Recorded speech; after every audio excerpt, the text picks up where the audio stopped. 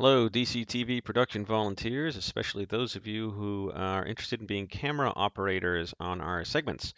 I want to give you some tips and tricks for that role using this segment that we shot at the Southern Fried Game Room Expo 2017. While this is not at DragonCon, it does illustrate a lot of what you need to do. It's pretty much a standard segment for us. I'm also going to refer to this Vegas Pro project. This is the actual project that was used to produce that segment. So don't be overwhelmed by this if you're not going to be editing. I am going to point a few things out though, which may be helpful for you as a camera operator. Before you even go on the shoot, you are responsible for the equipment. So the equipment will be something like this camcorder here, which is a Canon XA35. It may actually be a different one. We'll know for sure closer to the con. But you're going to have this camera. You're going to have a handheld microphone, which uses an XLR jack, which plugs into the camera. The camera is going to be on a monopod, and you're also going to have some kind of lighting. So we're not sure what the lighting exactly is going to be. Hopefully it'll be a light panel, something that you can sort of hold off to the side. If not, it'll be something that you mount onto the shoe on the top, and it'll be sort of dead on, straight light, which looks a little bit not great. It's better to have the light off to the side, but in a pinch, that's better than nothing. And we're going to be shooting a lot of stuff indoors. These cameras don't work that well in low light. So you're going to need to have some lighting, or if not artificial lighting, you're going to need to go to a place that has decent lighting. So be aware of that. Earlier, I mentioned that you're going to have a monopod, and that is strictly for mobility. Now, you're probably rightly going to think that it means that you're going to see some movement in the camera. And in fact, if I let me mute the audio on this and play it back. So this is on a monopod, and you'll see the camera is moving slightly, but it's not distracting or anything like that. And this is basically what we've been doing for years. And we found that rather than having this be rock solid and steady, the mobility is more important. We don't want to send you around a crowded DragonCon, a very crowded DragonCon, having to haul a tripod, which takes up quite a bit more space and weight. So monopod it is. Um, so that's basically the gear that you're going to be responsible for. What important part of the camera, of course, is the batteries and memory cards. So when you go out on the shoot, it is also your responsibility as the camera operator to make sure you take at least one spare battery. So here's the battery on this particular camera. It's usually pretty small. Um, I will say that if you stuff it into your pocket or something, make sure that you return that battery. You don't leave it in your pocket. Check your pockets when you're done with with the shoot. The other thing you need to remember to have is memory cards. So the memory cards go when on this particular camera, the memory cards go right. Let's see if I can find a spot where it shows that right inside here. You open up the monitor here, and then the memory cards go here. And here's what the battery looks like. So you want to make sure to have memory cards so you're not running out of space on the shoot, which would be unfortunate. Be very careful with those. They are quite small, easy to lose. Better to just keep them in the camera. The camera we get, whether this one or another one, will have two slots, which will be plenty for our purposes.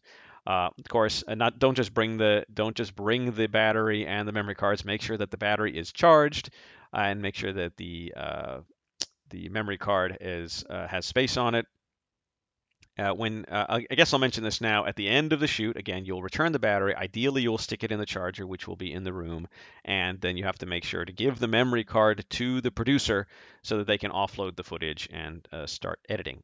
So, to go back to the segment. So, when you are getting ready to shoot, it's not just a matter of pointing the camera in the right direction and hitting record. There's a bunch of settings that you do need to check. These are not completely automatic cameras. We don't want them to be automatic because fully automatic, because then the footage doesn't look as good.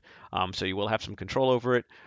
This is a training video we used last year. I may create an updated video with the camera that we use this year if it's not this one. In any case, you need to watch this video. Please do watch this video to see how this camera works. No matter what, it'll be similar, and this will give you some idea of how to change some of the options if you need to. the controls. But the things you are looking for are exposure, focus, framing, white balance, and audio levels, especially the audio levels. So I say that because if the audio is screwed up for whatever reason, there's very little we can do about it. If your exposure is a little too bright or dark, we can kind of fix that in post.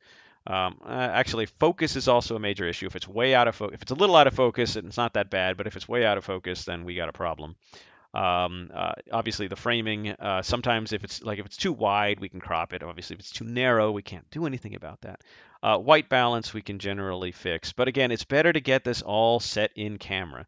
So this, what you're seeing here, is a properly exposed and focused shot. And if you play through the video, of course, I do recommend watching the whole video here. You'll see that in general, all the shots are that way. And the reason, part of the reason for that is some of the shots did not come out, but of course, through the magic of editing, we can choose to either fix those shots or just not use them. So keep all that in mind. Now, a word about the focus, which is one of those things you have to watch out for. So here is a shot with a fairly deep focus. In other words, there's some interesting stuff in the background and there's some interesting stuff in the foreground. So you want to make sure you're not focused on one end or the other. So in this case, it was focused, somewhere in the middle. And you can check this with Focus Assist, which is called peaking. Again, watch that video to learn more about how to do that. And depending on what's in the frame, you may need to disable autofocus. Okay. Usually having the autofocus on is okay, but you may need to disable it if you find that it's starting to jump around between things. And you'll have to do that. That's sort of a game time decision. I will say, though, if you do disable autofocus, make sure you re-enable it because you don't want your following shots to be wildly out of focus. Again, if you use the peaking, it should help you notice when that's happening before you start recording. So a word about framing, and I'm going to just let this play a little bit. This has some B-roll that we got. I'll talk a little bit more about B-roll.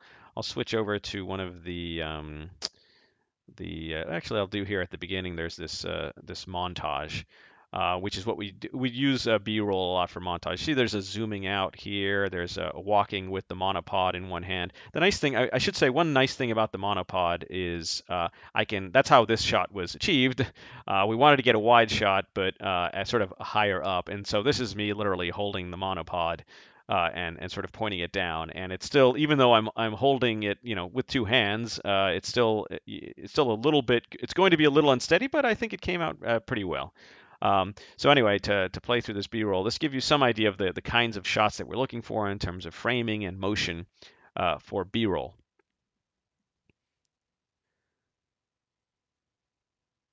Now, you can be more clever with this. That's actually what I did there is pretty basic.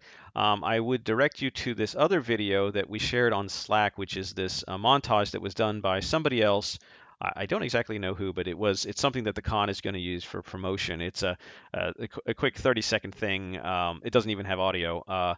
When you play it back, you'll see some of these are more artsy shots. You'll see that the camera motion, they're like tilting the camera, sort of rolling the camera left and right.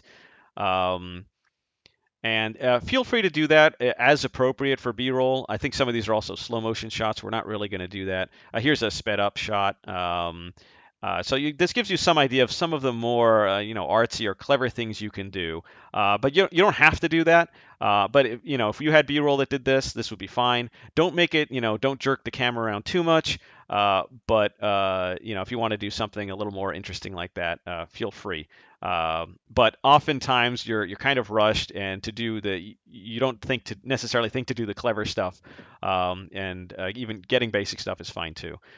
So that's an example of B-roll. I showed you some here. I showed you some there. So while I'm on that subject, let me talk about the B-roll in particular. So B-roll is very important. So we have an interview like this. We don't want to just show the interview without any cuts or breaks. It gets very boring. So this was actually maybe let's say it's 3 minutes long or something like that. We don't want to just show 3 minutes of people talking to each other. We want to show relevant B-roll. And what that means is while the shoot is going on, you need to pay attention to what the talent and the guest or guests are talking about. And depending on what they say, you may want to go get that B-roll later. So here, I think they're talking about, I'll just play it a little bit here. Come to be? This has been a long time in the making. This is our 4th annual event, but it started with a passion long ago of wanting to have a game room and loving arcades and pinball machines. But then once I got into the hobby, is kind of wanting to share it with others because. So here he's talking about arcade and pinball games. So it makes sense to put B-roll of arcade and pinball games while he's mentioning that, right? That makes it interesting. Let me skip ahead to at one point he talks about one of his own games. Yeah, I think it's right here. Games and stuff, but like, do you want to start with pinball? Okay, so with pinball, I have a Flash Gordon pinball machine, the classic sci-fi movie with. Is that vintage or? Yeah, from 1980. So here he's talking about his particular pinball machine, and we managed to spot one on the floor there. I'm not sure if it was his, but we managed to spot one on the show floor, and we got some footage of it. So that's good use of B-roll, obviously, to match it up. So go find the thing they're talking about after the fact and try to give that over to the producer so that they are able to work with it. It's you don't have to get every little thing they talk about, but the main highlights. And though we didn't talk about, let me actually see if I can, yeah. Over here, we talked to a musician named Professor Shy Guy, and he's talking about this NES guitar. So let me just play that. Or else it would have cost me a lot more money and a piece of my soul to have him make. So here he's obviously wants to talk about it in a little bit detail, and we decided to get some close-up shots of him actually playing it after the fact, so that we could use it for that part where he's speaking. What we don't want to do here, and you definitely don't want to avoid doing this, is sort of while they're talking, while an interview is going on, don't do any panning and zooming. So even though he's sort of holding it up, don't resist the temptation to sort of zoom in on whatever he's pointing out. Get that B-roll later. Okay, especially for like costumes. Like let's say somebody's talking about some elaborate, backpack on the back of their costume, and you don't want to necessarily swivel the camera around while they're talking and point at that. Get that B-roll later. Ask them, okay, can you stick around for a minute or two while we get this detail on your costume, and that way the producer has something to work with.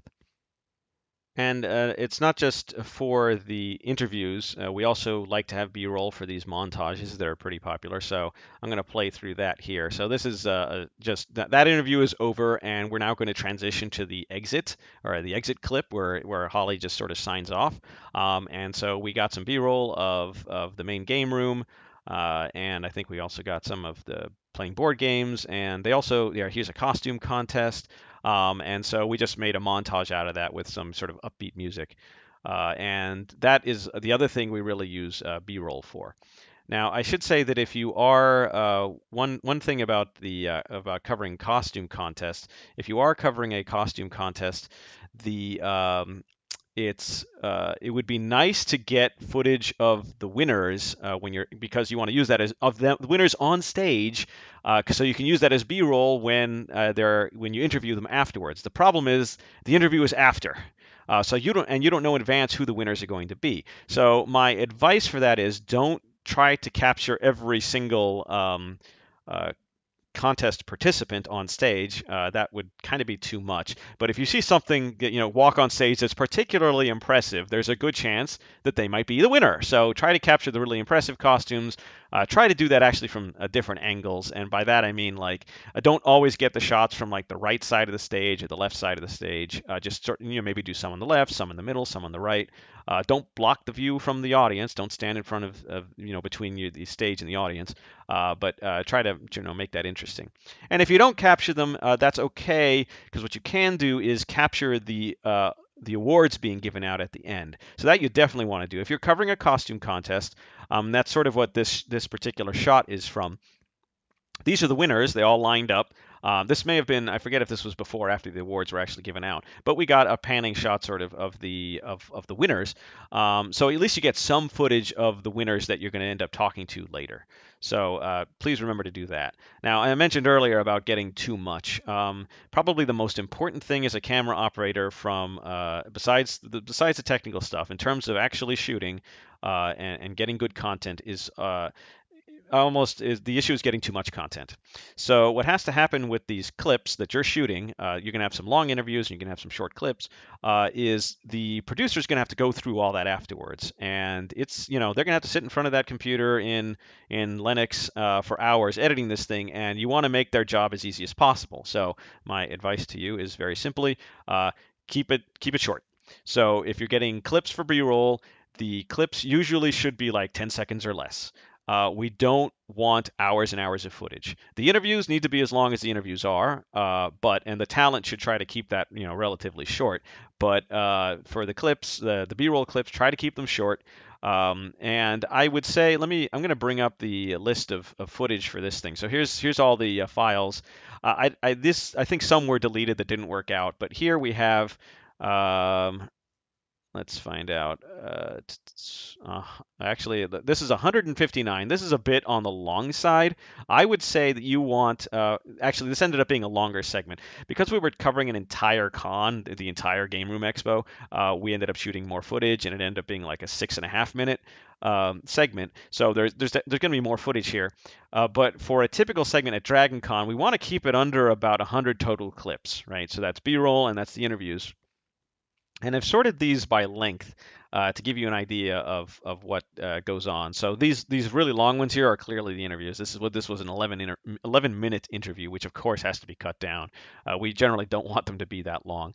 But you'll find that the majority of these are pretty short, 7 seconds, 10 seconds. They go up to, there's some here that are 30 seconds. Let me just bring up one of these to see why what I did that's 30 seconds. Okay, so I'll turn off the audio here. So this was actually a musical performance, and it made sense to get 30 seconds of this because there's a lot of action, and we weren't sure which part was the most interesting. But I'm not getting the point here is I'm not getting the entire performance. I'm not even getting the whole song, right? Because we're not going to show the whole song. So keep the clips relatively short. So that the producers can go through them relatively quickly. Otherwise, it becomes quite the slog for the producers, doing their editing. So one of the things you're going to need to do as a camera operator is also get the sound check. So when you do that, you're obviously you need to have headphones. I should have mentioned that earlier about the equipment. You need to bring headphones. We kind of prefer that you bring your own because you might be more comfortable with them. How they feel on your head because you can be wearing them for a while. And so when you do the sound check, obviously make sure that it's not that the audio is not being clipped. So you'll see on the if I play this back, Son of the Fried Game Room Expo. Hey, how are you? you'll see the audio Very levels good. over This here. is And obviously this is not being clipped, and so it's fine. That's the kind of thing you're looking out for, of course, also if it's too quiet. But when you do the sound check, also get the names with spelling of the interviewees.